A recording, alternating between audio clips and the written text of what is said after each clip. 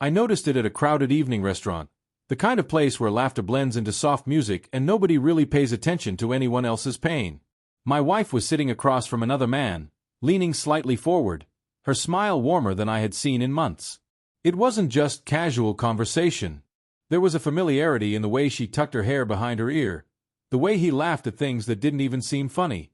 I stood near the entrance, frozen, watching a life I thought I knew quietly fracture in front of me without a single sound of breaking glass. My chest tightened as I kept watching from a distance, trying to convince myself there was a reasonable explanation. Business meeting.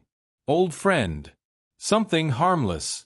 But then I saw her hand rest on the table closer to his, fingers almost touching his knuckles, and something inside me shifted. It wasn't rage yet. It was that cold realization that sometimes truth doesn't announce itself loudly. It just sits there, undeniable, waiting for you to accept it. I took a slow step back, already feeling like I didn't belong in the life I was looking at. I turned slightly, gripping the edge of the door as if it could anchor me. Every memory of us flashed through my mind. Our wedding day, late-night conversations, the promises we made when everything still felt simple. And now here she was, laughing with someone else like those promises had been rewritten without me. My throat tightened, and I decided I wouldn't create a scene. I wouldn't beg for explanations. Some truths, I told myself, are clearer when you don't disturb them. So I started walking away. I barely made it a few steps before I heard her voice behind me. Not calling my name loudly, not causing attention, but soft, urgent, breaking through the noise of the restaurant like it was meant only for me. "Wait," she said. I stopped, but didn't turn immediately. My heart was pounding so hard I could feel it in my fingertips. Then I heard footsteps behind me, quick and uneven, like she was afraid I would disappear if she hesitated for even a second. Her hand touched mine. That simple contact, something so familiar, sent a strange shock through me. I finally turned, and her face wasn't the same confident expression I had seen moments ago. It was shaken, almost desperate. Her eyes were glossy, like she had been holding something in for a long time. For a second, neither of us spoke. The noise of the restaurant faded, and it felt like we were standing outside of time itself, suspended between accusation and truth. "It's not what you think," she whispered, but I almost laughed at how many times I had heard that line in my life. Still, there was something in her voice that stopped me from pulling away immediately. She tightened her grip on my hand as if afraid I'd misinterpret even silence. My mind screamed betrayal, but my instincts were suddenly unsure. Because the man behind her was watching, not with guilt, but with something closer to concern. That detail unsettled me more than anything else. She pulled me slightly away from the table, lowering her voice even more. "He's my brother," she said finally. The words didn't land immediately. They just hung in the air like they didn't belong to the situation I had built in my mind. I blinked, trying to process it, but my thoughts refused to align. Brother. I had never heard of him. Never seen him. Never once in our years together had she mentioned a sibling like this. As if reading my confusion, she continued quickly, explaining that he had been out of the country for years, cut off from family after a painful dispute. He had recently returned, trying to reconnect quietly, avoiding attention until things settled. She said she didn't tell me because she didn't know how to introduce a fractured part of her past without reopening old wounds. Every word sounded like a door unlocking, but I was still standing in the hallway, unsure whether to enter or walk away. I glanced back at him. He stood up slowly, not approaching, just giving a respectful nod, like he understood the weight of what I was feeling. There was no arrogance, no hidden satisfaction, only quiet patience. That unsettled me even more, because it didn't fit the story I had already written in my head. My anger began to lose shape, replaced by something more complicated. Embarrassment. And a strange hollow feeling where certainty used to be. My wife's grip on my hand softened but didn't let go. "I should have told you," she said. And for the first time that night, I saw not a lie, but a consequence. How silence can look like betrayal even when it isn't meant that way. I stood there, caught between walking away forever and staying long enough to understand the truth fully. The night hadn't ended the way I expected. In fact, it had just started rewriting everything I thought I knew about her, and about how quickly love can be misread when trust is already fragile. I first noticed her from the glass doors of the restaurant, standing still for a moment like I had walked into the wrong life. The warm lighting inside softened everything except what I was feeling. My wife was sitting across from a man I had never seen before, leaning slightly forward, her expression open in a way I hadn't seen in months. They were talking too comfortably, too naturally, like two people who shared something I was never invited into. I didn't rush in. Something inside me told me to watch first, to understand before reacting. But what I saw didn't look like misunderstanding. It looked like distance I hadn't noticed growing until it became a wall. I stayed near the entrance, pretending to check my phone, though my eyes never left them. She smiled at something he said, not a polite smile but a real one, the kind that reaches the eyes. That smile used to be mine. I remembered how she used to lean toward me like that during dinner, how we used to talk for hours about nothing and everything. Now, that version of her felt like a memory belonging to someone else's marriage. My fingers tightened around my phone as I tried to rationalize what I was seeing. Maybe it was work. Maybe coincidence. But even my own thoughts sounded weak in my head. The man across from her said something that made her laugh again, and this time I saw her hand briefly touch the edge of his glass, as if grounding herself in the conversation. It wasn't dramatic. It wasn't obvious. That was the worst part. Betrayal, if that's what it was, didn't always look like shouting or secrecy.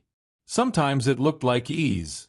I felt my chest tighten, and I took a step backward without realizing it. The restaurant noise blurred around me, but their table stayed painfully clear, like it had been highlighted just for me. I told myself I should walk in and confront it, demand answers, end the guessing. But my feet didn't move forward. Instead, they carried me backward toward the door. I didn't want to become the man who interrupted a scene without knowing the truth. Yet I also couldn't stay and watch it continue. So I chose the only option that felt like control: leaving. If I walked away first, I wouldn't have to see the moment everything broke. Or so I thought. I turned slowly, feeling something inside me detach, like a thread snapping quietly. Wait! Her voice stopped me before I reached the door. It wasn't loud. It wasn't dramatic. It was sharp enough to cut through everything else. I froze but didn't turn immediately. My heart started beating harder, like it already knew this moment mattered. I heard footsteps behind me, quick and uneven, and then I felt her hand grab mine. That touch alone pulled me back into a reality I had started abandoning seconds earlier. I turned slowly, and there she was, out of breath, eyes wide, not angry, not guilty, just urgent. For a moment, neither of us spoke. The restaurant felt distant, like we were standing in a bubble no one else could see. Her grip on my hand didn't loosen. It was firm, almost desperate, like she was afraid I would vanish if she let go. I searched her face for the truth I thought I already knew. But what I saw wasn't deception. It was fear. Not fear of being caught, but fear of not being believed.